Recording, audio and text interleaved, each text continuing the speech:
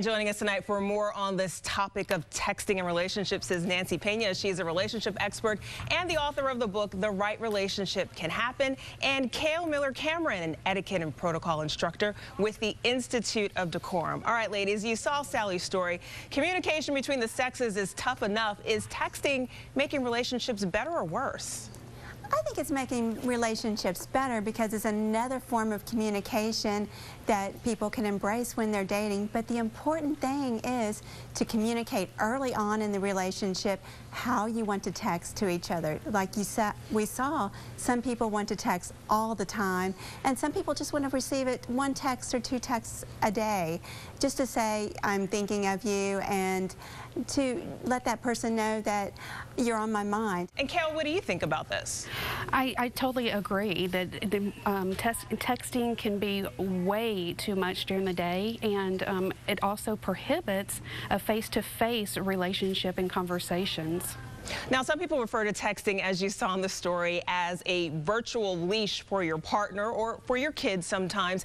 Can that constant contact help or erode trust in a relationship over time?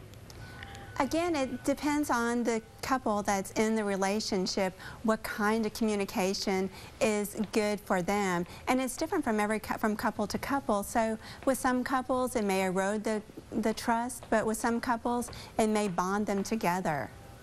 And Cale, what about the etiquette of all of this? People constantly checking in on others by text, and as a result, constantly checking their phones to do it. Correct. That has become very, very common these days. And proper etiquette says that we should not be on our phones when we're having relationship face-to-face meetings. And what you're doing is you're putting other people in front and making them more important than the person that you should be face-to-face with.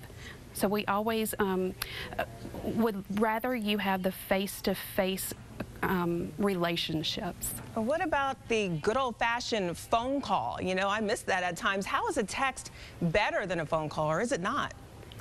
Well, if a partner is running late and you wanted to say, I'm on my way, that is common courtesy. That would be an example of when it is okay. And like they were saying earlier, dropping a line, hi, I'm thinking about you, that is great during the day. However, requiring someone to leave what they're doing all day long to come and answer your text is interfering with their day. And Nancy, I'm sure that there are some advantages to some folks, mainly men, expressing themselves by text if they're pretty challenged in the communications department. Is it acceptable to text your sweet nothings, and do we think this texting is going anywhere anytime soon?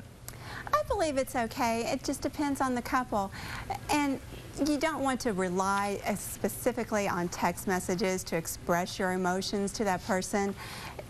In person, in front of each other is definitely the most preferred way, but just to get it going and to get that emotion out there, a text works as well.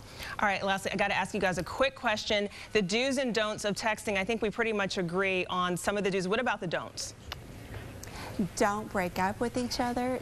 Don't break a date with each other over a text. Definitely give a phone call. And don't ask someone out over the telephone. And I think that's one thing that is happening a lot these days is we feel more safe and secure on the other side instead of face-to-face. And so we're not texting at the restaurants, and we're not texting when we are having face-to-face conversations and relationships. All right, so no breakups and no firings in business by text. That is true. All right, ladies, thanks so much for joining us tonight. Right.